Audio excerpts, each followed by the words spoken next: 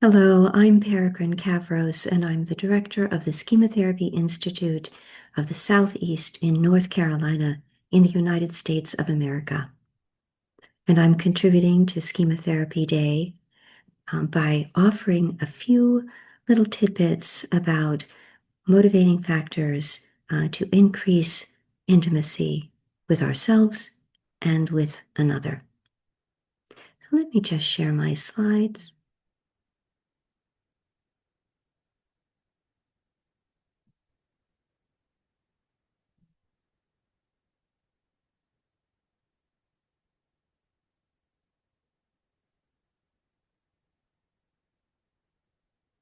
So, reinventing love stories of many forms is what I'd like to delve into.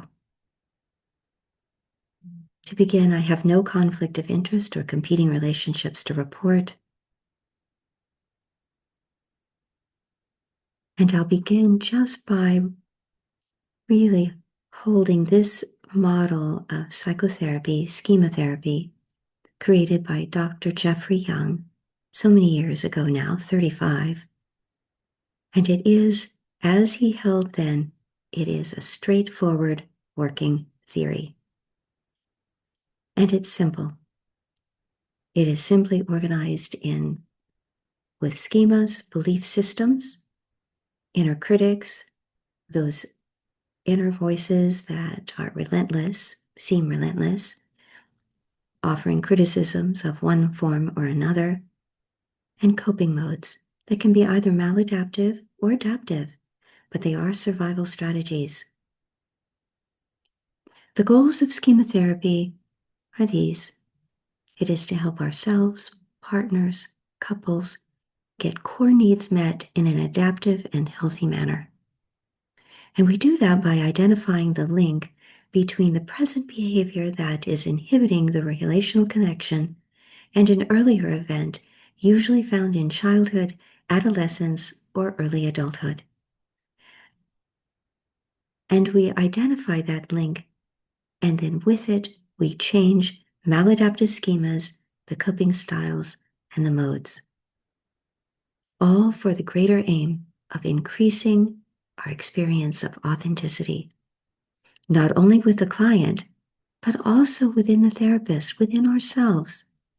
It is one of the goals of the schema therapist is to be truly authentic with our clients. So who comes to us seeking treatment? Individuals who are unhappy about themselves or their relationships. And it usually takes a few forms. One could be a mismanaged mode clash, which is our fancy way of saying it's like a piece of conflict or a fight.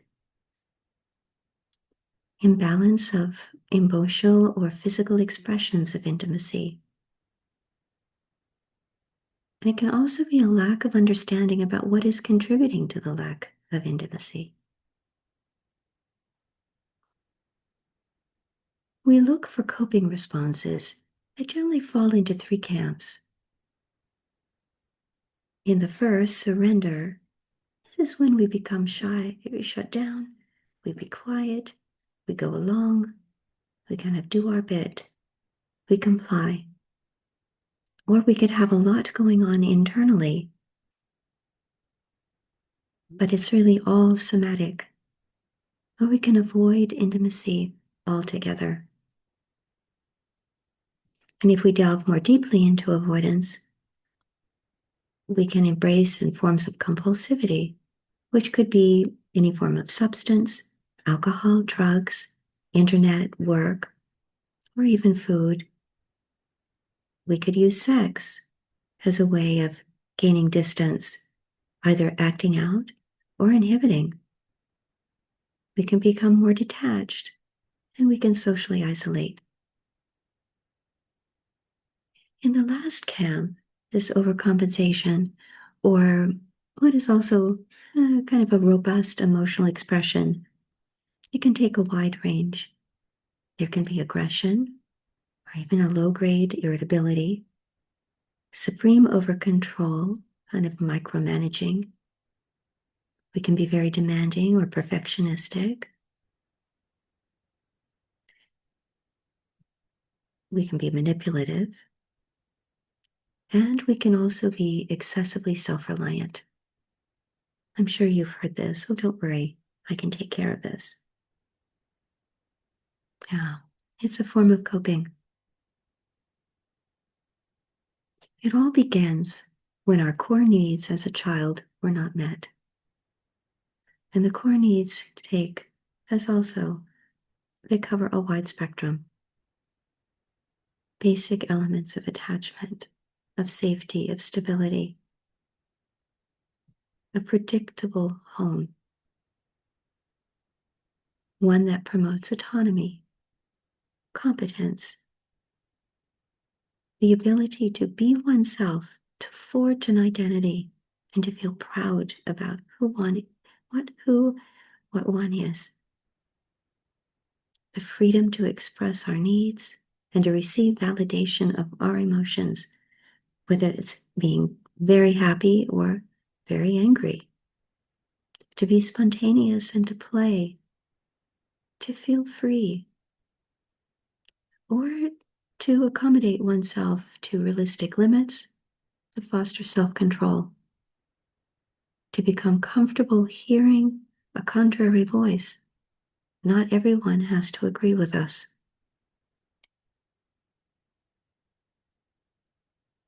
If those needs are not met, maladaptive schemas form. They can also form through a lack of attunement, of really being known, of abuse or neglect, or inhibiting cultural or religious influences. All of these factors can contribute to faulty belief systems. With our interventions, we work at modifying those belief systems and modifying the modes, particularly the maladaptive ones. Limited reparenting is probably the most important, and it is, as Dr. Young said, the heart of schema therapy. It is the umbrella that covers us all. And then there is cognitive, which can take a variety of forms, imagery rescripting and other forms of imagery, mode share dialogue, and empathic confrontation. Limited reparenting is when we utilize the therapeutic relationship for change. We offer the client safety, a sense of connection, a sense of attunement, of really being known. We become the good parent, and by that I mean what they needed as a child and did not receive, we in some way try to offer that within the confines and the safety in an appropriate way within the session. We offer a corrective emotional experience. As I mentioned, the cognitive intervention can take a variety of forms. There are so many forms that have been created, but this is one, and it comes, you may find this from on the ISST website, and this is a trigger diary. So it begins with the situation and it breaks it apart. What feelings, thoughts, the behavior, maladaptive schemas that may be formed, the early memories, what were the unmet needs, and which modes seemed to be present, and most importantly, how present was the critic.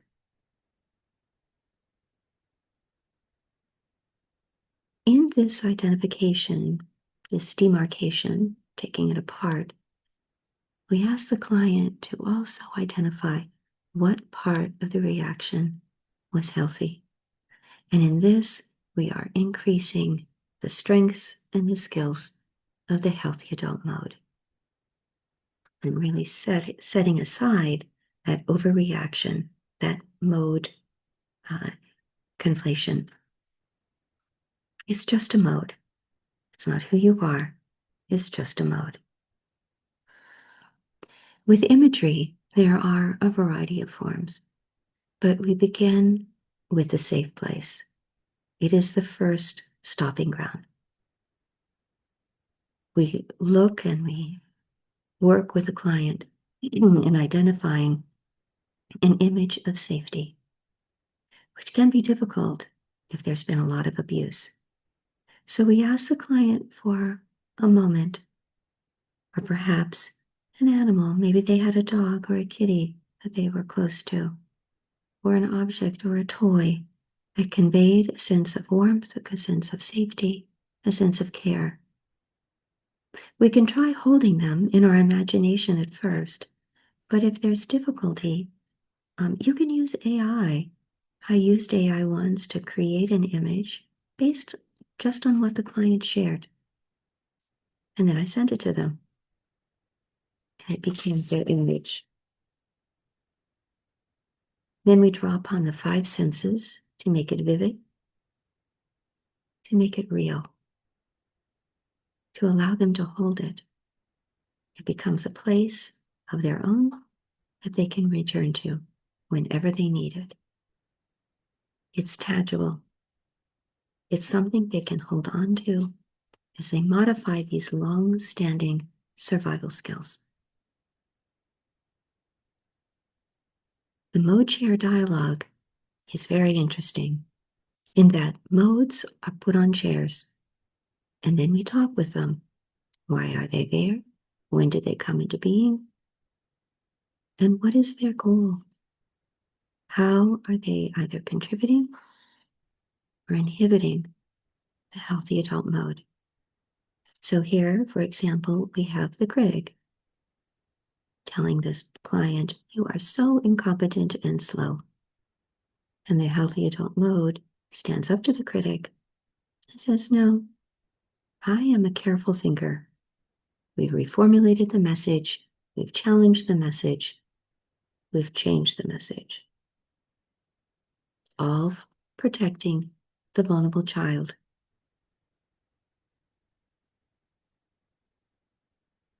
Which is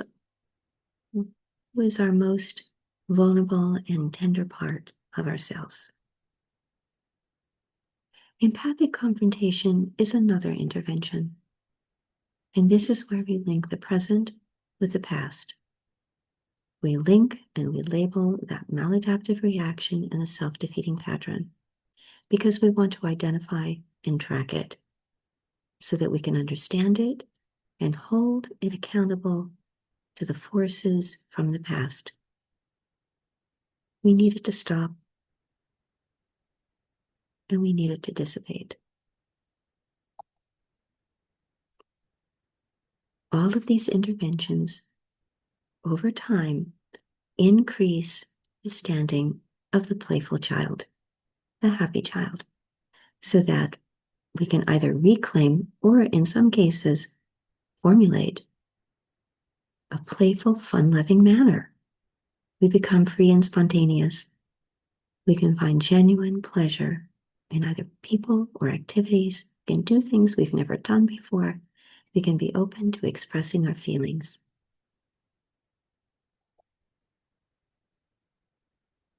The healthy adult mode is the one who is responsible and caring, who kind of keeps us all together, all in line.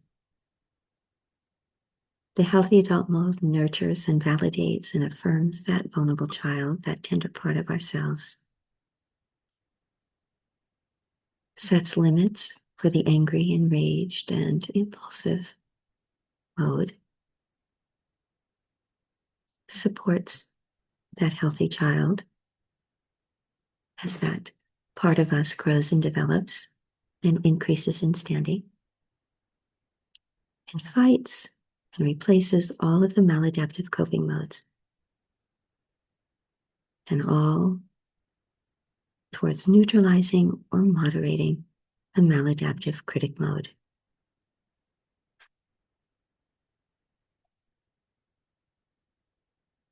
So, on our path towards authenticity, what can inhibit us? Well, the maladaptive schemas that are linked to early experiences, driving the inhibition of emotions. Also, the coping modes, the very powerful modes of expression, which can be overwhelming, for ourselves and for others. Avoidance, which somehow always catches up with us. Detachment, or forms of self-soothing, all contribute to an inhibition of authenticity and intimacy.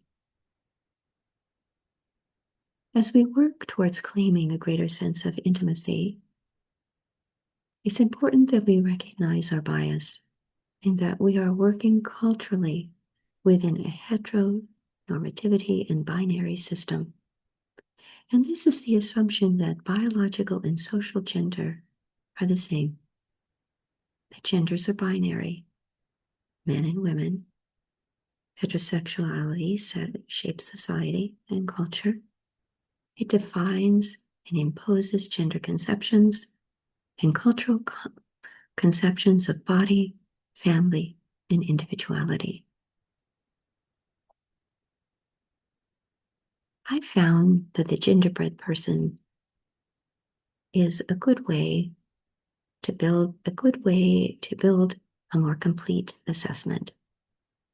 And here there's a spectrum, and individuals have the ability and the freedom to identify themselves at any point on that spectrum, whether they're identifying their gender, how they express their gender, what their biological sex is,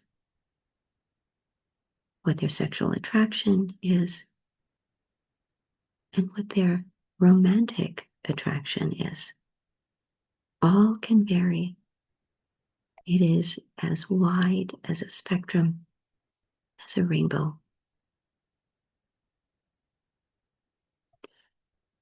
There are so many variations now,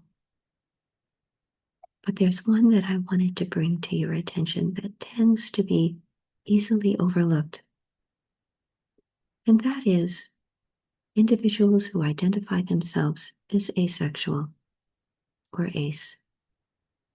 Asexuality was first presented to me in 2008 by Dr. Lori Prado from British Columbia. And this was at a meeting of the Society of Sex Therapists and Researchers. And she presented interesting findings of individuals who had responded to surveys and were identifying themselves as asexual. It's completely new to us. But someone who is asexual does not experience sexual attraction in the way in which we possibly could identify. It is a spectrum. It can range because it's different and it's unique to each individual. And it can vary.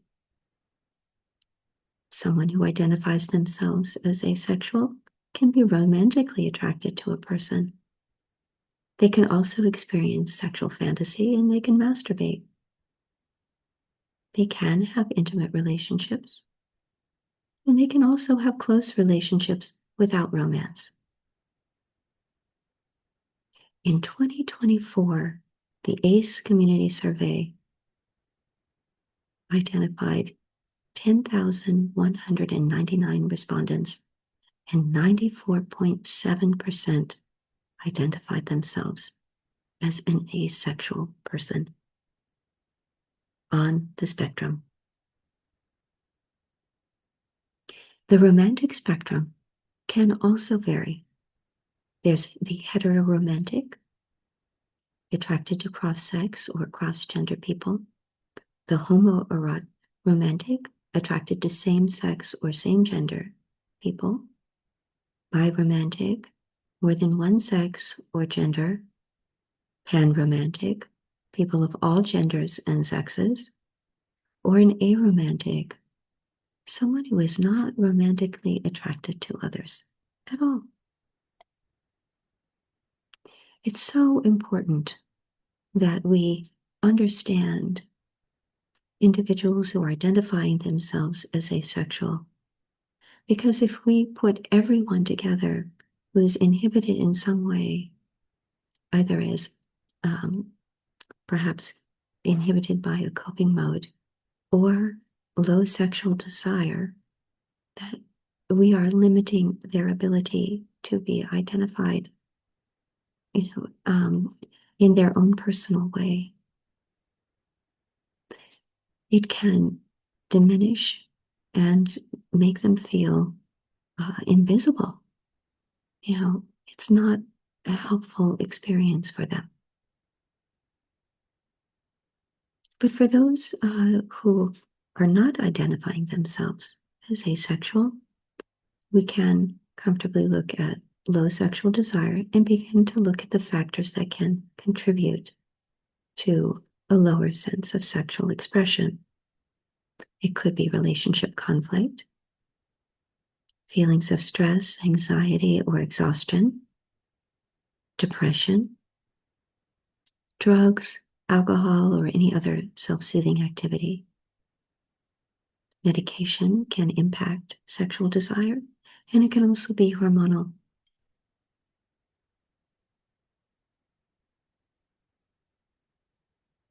So where do we begin?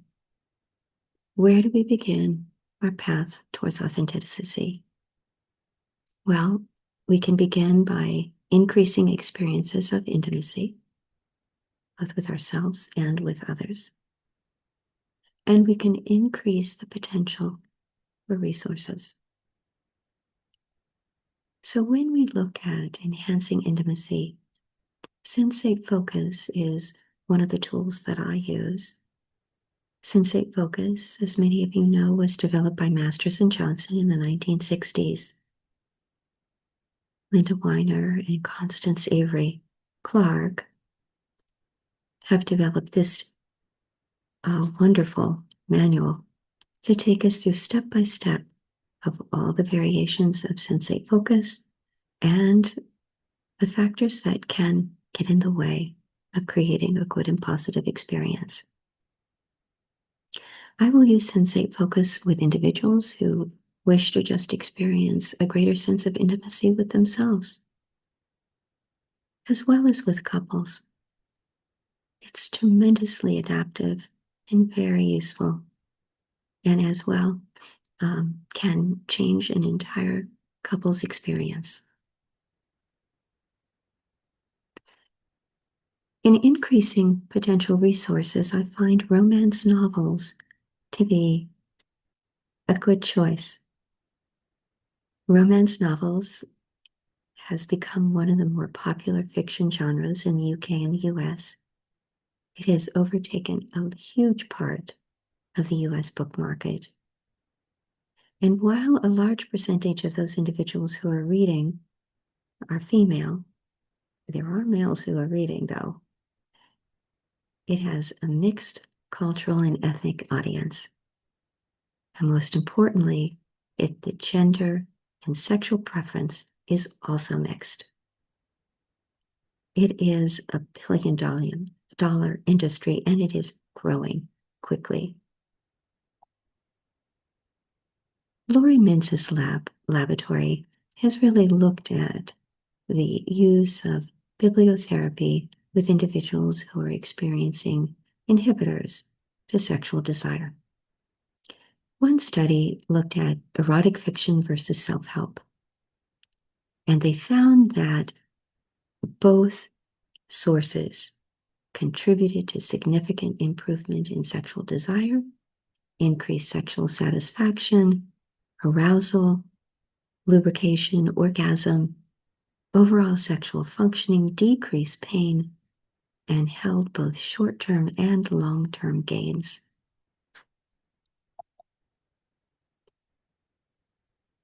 I often have couples read Becoming Clitorate, another book by Laurie Mintz.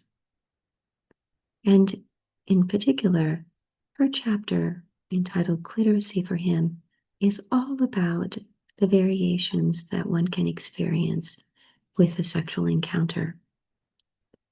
And for individuals, for men, for example, in a heterosexual couple, it can be quite affirming if they know that already, and that has been reported to me. I knew that.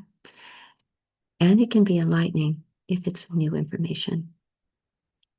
But here, study variables, looking at knowledge, self-esteem, any form of depression that can occur as a result of an inability to be successful, communication during activity, or dysfunctional beliefs about sexuality.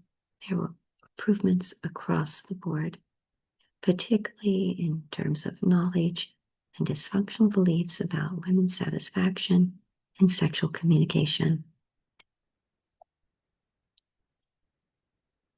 The resources are plenty.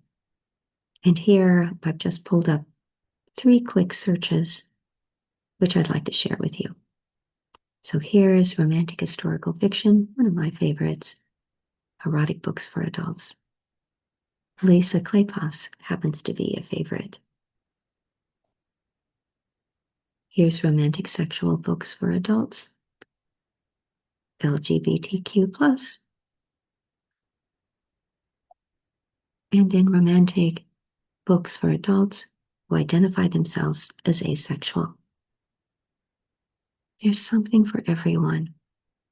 No one has been left out.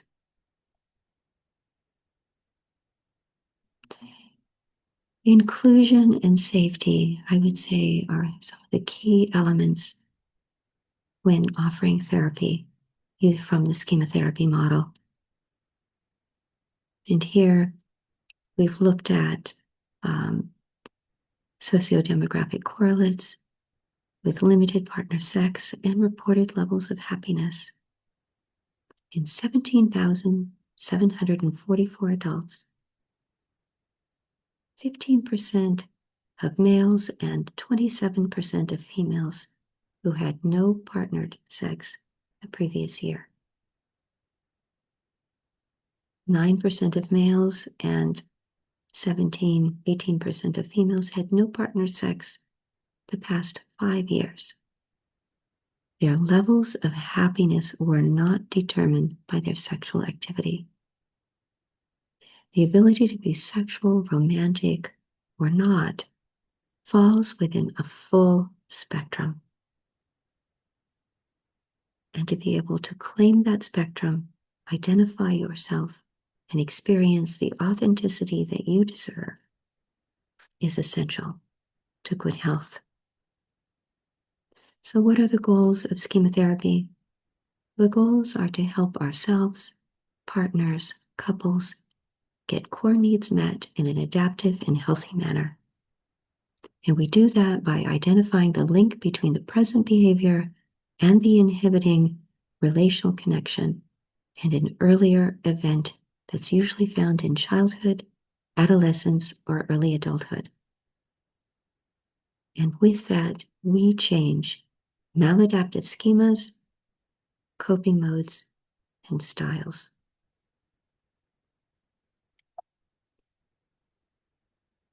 And by doing all of that, we are firmly on this path of authenticity.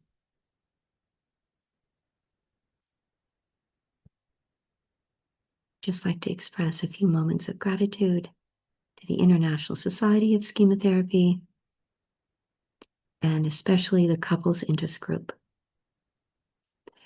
I'd also like to offer a word of thanks to Jared Budhari, Dr. Jared Budhari, who's increased my knowledge of the complexities surrounding asexual individuals who identify themselves as asexual.